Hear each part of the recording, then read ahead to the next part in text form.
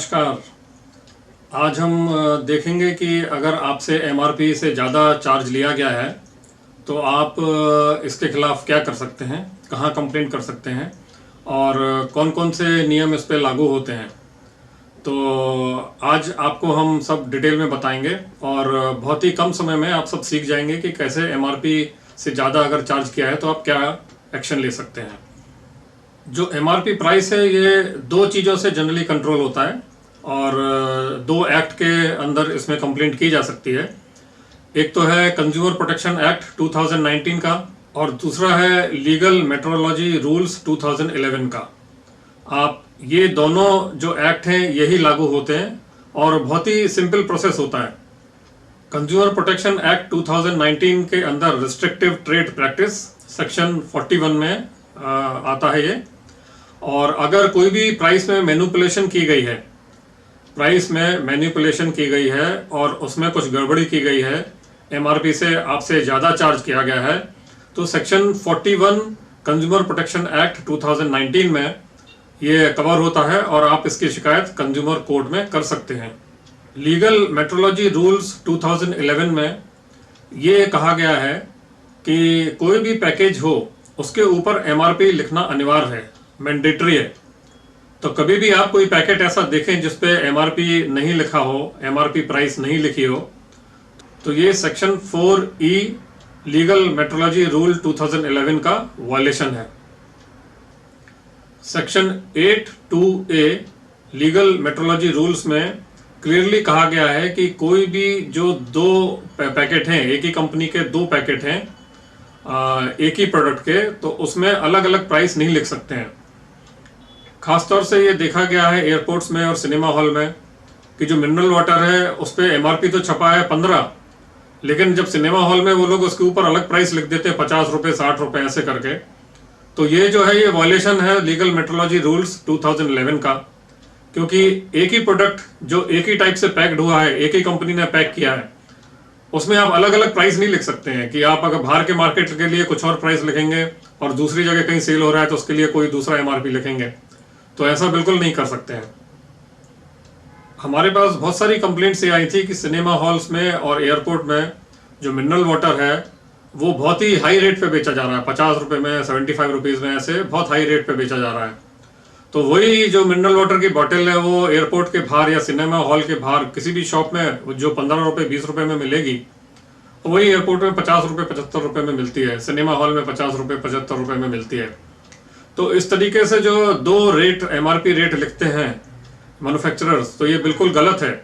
और कभी भी अगर आपके पास इस तरीके की शिकायत आए तो आप ये शिकायत हमारे पास दर्ज कर सकते हैं। हमारे पास बहुत सारी कंप्लेंट्स आती हैं कि साहब ये बाहर जो चीज़ है वो 15 रुपये मिल रही है और एयरपोर्ट पे 50 रुपये की मिल रही है।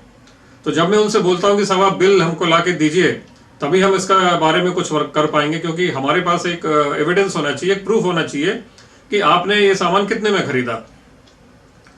तो लोग ये बोलते हैं कि साहब हमको शॉपकीपर बिल नहीं देता है, तो एयरपोर्ट पे आपको बिल नहीं देते हैं या सिनेमा हॉल में बिल नहीं देते हैं, तो ये भी एक वायलेशन है कंज्यूमर प्रोटेक्शन एक्ट का।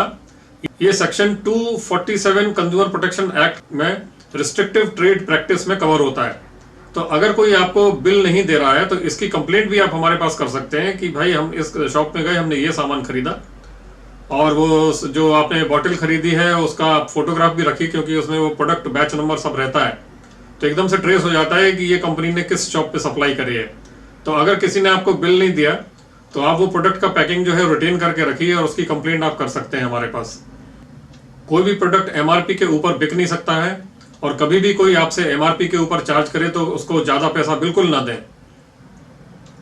तो एमआरपी से रिलेटेड कोई भी आपकी अगर कंप्लेंट हो तो आप ICRPC international consumer rights protection council को कंप्लेंट कर सकते हैं। उसका वेबसाइट अभी यहाँ जो स्क्रीन पे फ्लैश हो रहा है उसमें आप जाकर के देख सकते हैं कि कैसे प्रोसीजर को डाउनलोड करना। सबसे पहले आप जो प्रोसीजर फॉर फाइलिंग कंप्लेंट है उसको आप डाउनलोड करिए वेबसाइट से, और फिर उसके बाद ऑनलाइन एक कंप्लेंट फॉर्म भी है ICRPC की वेबसाइट में, तो उस ऑनलाइन कंप्लेंट फॉर्म को आप भरिए और आपकी कंप्लेंट हमारे पास आ जाएगी और आपको एक कंप्लेंट रेफरेंस नंबर मिल जाएगा। ये सारा कुछ आपके रजिस्टर्ड ईमेल पे पहुंच जाएगा और आप ये रिटेन करके रखिए, क्योंकि ये जो कंप्लेंट नंबर है इसी से जो सारी बातें आगे की होंगी। ICRPC का बिल्कुल सिंपल प्रोसेस है। ऑनलाइन कंप्लेंट जब आप भरते हैं और आपको रेफरेंस नंबर मिल जाता है तो ICRPC जो है वो डिफॉल्टर को नोटिस इशू करती है, लीगल नोटिस, और उनको 7 से 10 दिन का टाइम दिया जाता है कि आप अपना रिप्लाई करिए। और अगर रिप्लाई नहीं आता है तो ICRPC आपको कंज्यूमर कोर्ट में केस फाइल करने के लिए भी हेल्प करेगी। कंज्यूमर कोर्ट में जाने का एक बहुत बड़ा फायदा ये है कि आपको एक तो कोई कोर्ट फी नहीं लगती है। 5 लाख तक का अगर आपने कहीं भुगतान किया है तो आपको कोई कोर्ट फी नहीं लगेगी। और इसमें यह भी प्रावधान है कि आपको कंपनसेशन भी मिलेगा। आपको रिफंड तो मिलेगा ही, कंपनसेशन भी मिलेगा, और जो आपका लीगल खर्चा हुआ, जो लीगल कॉस्ट जो है, वो भी आपको अपोजिट पार्टी को देना पड़ेगा। आशा करते हैं कि आपको ये सारी इन्फॉर्मेशन और ये सारी जानकारी काफ़ी यूजफुल लगी होगी। और कभी भी आपसे कोई MRP के ऊपर ज़्यादा पैसा मांगता है तो बिल्कुल नहीं दीजिए। और अब तो आपको मालूम है कि कहाँ पे और कैसे कंप्लेंट करना है और कौन कौन से एक्ट और कौन कौन से सेक्शन का वायलेशन होता है अगर MRP से ऊपर चार्ज किया जाए। तो ये सब जानकारी आपको मिल चुकी है, आप इसको ज़रूर यूज़ करिए। धन्यवाद, थैंक यू।